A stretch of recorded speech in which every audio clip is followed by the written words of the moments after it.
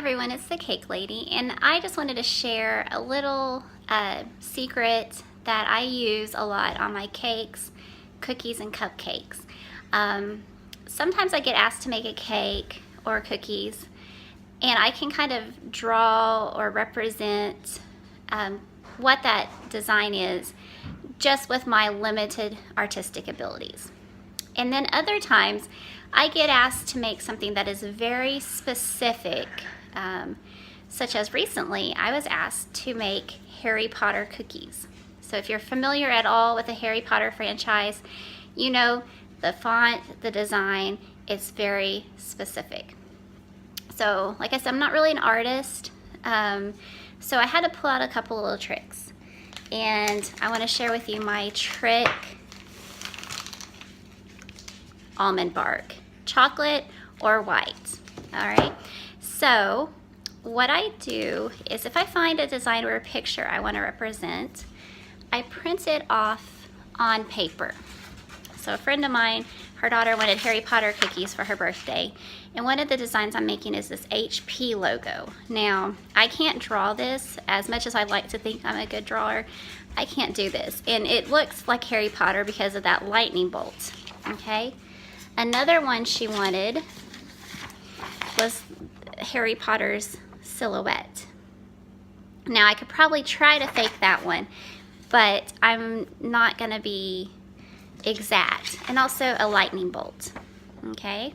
So what I did was I printed off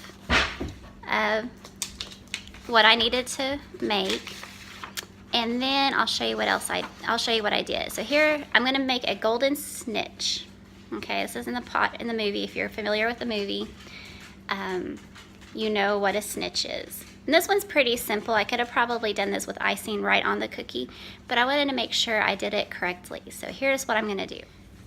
So to show you the finished product, I already have done the Harry Potter logo, my Harry Potter face silhouette, and then I took the white almond bark and made little lightning bolts and painted it gold. I should first mention before we get started that with the almond bark, you cannot add any coloring to it.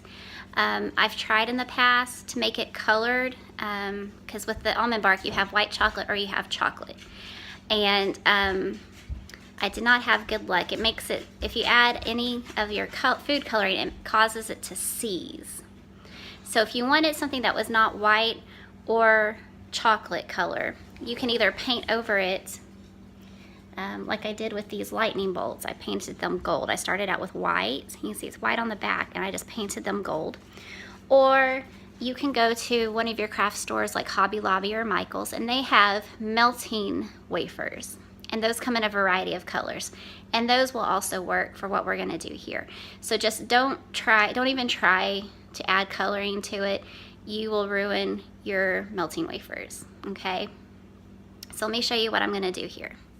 So the first thing I did was to go online and find a picture of what I needed to draw or to put on my cookie. Like yesterday, I went and found my Harry Potter, I almost said Hewlett Packard, could work, Harry Potter logo. But today I went and found my snitch. Now, when you save it, I put it into like a Word document so I can print it off easier, and I can also manipulate the size. And sometimes this takes 2 or 3 tries to get the right size. What I did was I just printed off a paper, and then I took my cookie cutter. It's gonna go on this cookie cutter. And so I just set it to see if it would fit. If it was too big, I would go again, but I like that size. I think it's almost perfect. I lucked out and got it on my first try. More often than not, I will have to shrink it rather than make it large. Okay, your next step is to take a piece of either parchment paper or wax paper. And this kind I got is from the Dollar Tree, actually. It's wax paper, but honestly, it has almost a parchment paper feel to it. But the important thing is you want something that the chocolate or the melting wafers is not going to stick on your surface, and you also need it to be see-through. So here I have it, And you notice as I lay it down, it's see-through.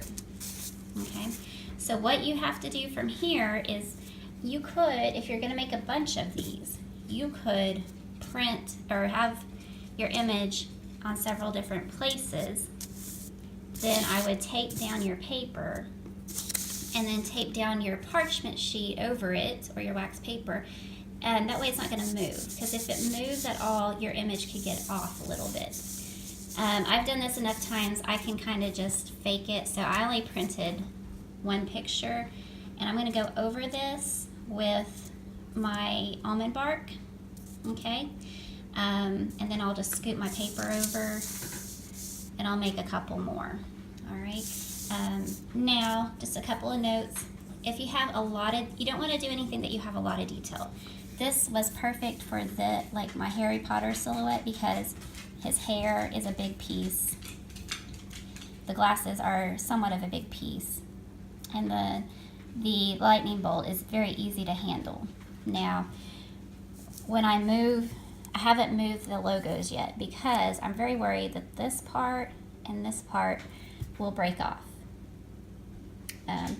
If you have tiny little delicate pieces, they're probably gonna fall off.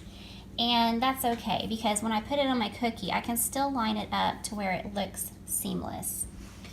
But I am not gonna kid myself. This part's probably not gonna stay. And so if it doesn't, I'll have to figure out another option to make the snitch's wings. But we'll go for it and we'll see how it does until then. A couple of things that I'd like to talk about also with this technique. One of them is you don't have to use just the melting wafers or the almond bark. You can also use your royal icing. For some things, I like to use the almond bark because it sets up in about 10 or 15 minutes, if that long. So it's very user-friendly and you get it very quickly. For a couple of the cookies, I'm gonna put a happy birthday message. I just downloaded some Harry Potter font, and I will put this and do the similar technique, but I'm gonna use the royal icing for this one. All right, because I don't know about you, I can't write in this Harry Potter font, so I'm gonna have to do it this way. I've also seen people who have projectors, and they actually project the font onto their cake or cookies, and that was really cool. But the projectors are also about $200, so I won't be getting that anytime soon. My parchment paper is a lot cheaper. Another thing about this is you can make them ahead of time and put them in the fridge or put them in the freezer, and they will keep for a very long time. I mean, it's just chocolate. So if you know you're gonna be making these cookies or a cake like this, you can do this a lot ahead of time. There's not many things you can do in cookie and cake decorating that is, you know, very far in advance, but this is something that you can do in advance. So that makes it a little bit nicer. All right. I've done this technique for a lot of things, and I put them on cookies, cupcakes, regular cakes, and they all work great for any type of thing that I'm making. So.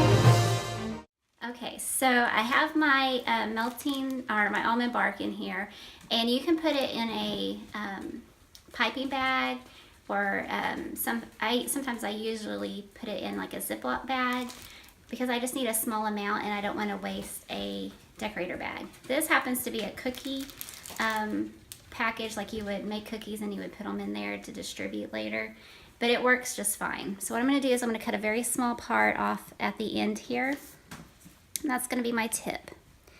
Now you want to make sure you let your chocolate cool just a little bit, because you're touching this, and the only thing between you and the really hot chocolate is a little plastic.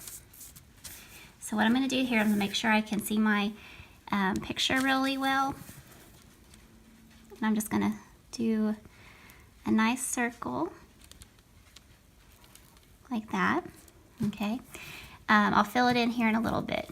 So I think for my snitch, what I'm going to go ahead and do is outline the top here. I'm going to outline the bottom, and I'm going to make little lines and attach them. So hopefully it makes it not as delicate, and I can move it around and place it on my cookie later. And you get the idea. It gives the essence of the snitch, but it makes it a little bit more easier to move. Okay, I'm going to fill this in, and later after this sets up a little bit, I'll go in and make those other little details at the top to give it some dimension. And then I just like to smooth it around. And you want to make sure it is connected here to your ball. All right. And then I'm going to go do this other wing. I was outside earlier today and I noticed those helicopter seeds. I don't know if you have those at your place, but they kind of look like the golden snitches from the side. Thought that was kind of cool. So see right here where it's not very thick, I want to go back over and make it thicker, because any place that's real thin is going to be easier to break. Okay, I can give it a little shake, kind of tap it, and that taps it out. So there's my first golden snitch. I'll let that set up. I'll draw in some of these little details on top, and then after it completely sets up, I will go over and paint it with my gold paint. I use this on the lightning bolt, and I'm going to use it on the snitch as well. I need 3 of these, but I'm going to make about 4 or 5, because if one breaks, I'll have a few extras. So check back with me in a little bit, and hopefully we'll have the finished snitch all painted and ready to go. Okay, here are my golden snitches. Golden snitch. They have dried. I have painted them gold. It's kind of hard to tell as I'm looking at this video, but they are gold. Now, I had a couple of casualties here. I had a broken one right there. I could, if I needed it, I could still kind of put it together like that, and on a cookie you would probably never notice. This one I also broke, but the same thing, I think you could put it on there on the cookie and you would be okay. But I do have 4 that turned out okay, that did not break. Now I still have to get them on the cookie. So I could have a potential breakage later on, but for now I have 4 that are whole and only 2 broken. So I feel like that's a pretty good ratio right there. More are together than are broken, so that's exciting. Stay tuned and we'll see what they look like on the actual cookie.